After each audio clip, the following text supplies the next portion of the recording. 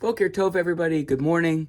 I hope you're all doing well, enjoying this wonderful weather as spring has arrived. It was so wonderful to see so many people on Purim last week. Wonderful, wonderful to be together. I've been thinking lately about our synagogue as a Beit Tfilah, as a house of prayer. You know, one of the defining features of a synagogue, of course, is that it is a place to pray. When you think about activities that happen in the synagogue, I imagine that kind of tops the list. And in some senses, as a Beit Tfilah, we're doing wonderfully as a house of prayer. Every Shabbat morning, we have a meaningful Minyan. Our Zoom Minyans in the evening have been really wonderful, and that's been something that has stuck with us even as we move out of the pandemic. But I have to say we're struggling a little bit when it comes to in-person morning Minyan, and even, I have to say, Friday night Kabbalat Shabbat Minyans. We're having trouble getting 10. Some days we get 10, some days we get 7, some days we get 8. But it's a challenge. Last week, a couple walked into the synagogue. They haven't been in a couple of years because of COVID. They missed seeing everybody. And so they decided on a weekday morning, they were retired, they'd get up and they'd come see their friends. They came to Minyan. There were about 5 of us in the room. I was out of town a few weeks ago. It was Friday night. Somebody came to shul to say Kaddish for a loved one. Friday night, we were short, and they weren't able to say Kaddish. My friends, these aren't things that I love to share, but I think they're things that are important to share. Because here's the thing, I know that you care. I know that you care about this synagogue as a house of prayer. And I know that this synagogue has been here for you as a house of prayer. People walk in all the time. Friday night, they have a yahrzeit. Weekday morning, they have a yahrzeit. Weekday evening, they want to remember a loved one. And you know what? Historically, we're here. We have a minyan. We're able to say Kaddish.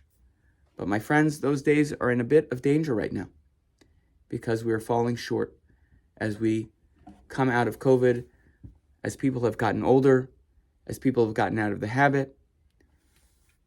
But if we are a Beit Tfilah, if we are a house of prayer, we need to make sure that we are there for one another. And so I'm asking, directly appealing for your help. Here's what I want to ask.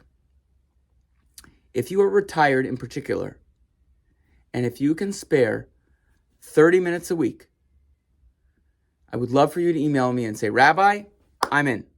Tuesday mornings, 8 o'clock for half an hour, I can commit to being there.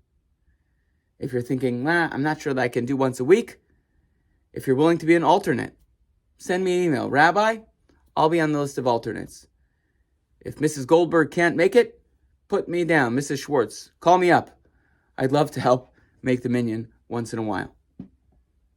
If you can commit to once a month, you can let me know, though I'm really looking right now for once a week so that we can solidify our morning minyan.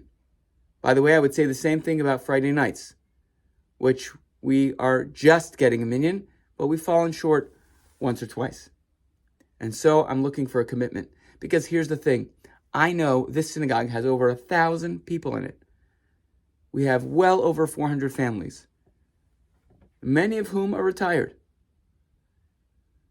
I'm asking for your help because we have enough people. The question we have to decide as a community is, are we a kind of community that wants to sustain a regular prayer practice every day, both for ourselves and in particular for people who want to say Kaddish, who want to remember a loved one, who want to spend a few minutes thinking about the person that they've lost. So if you're willing, send me that email as we can continue to move from strength to strength. We have so many wonderful things, but this needs a little bit of shoring up right now. So please let me know. Let me know if you're willing to participate. And by the way, the bonus is, if you start this prayer practice once a week, you're also giving yourself the gift of 30 minutes of quiet reflection and calm and connection with your God, your community, and yourself amidst the tumult of the world. I hope that you'll consider this. Looking forward to hearing from you and wishing you all a wonderful week ahead.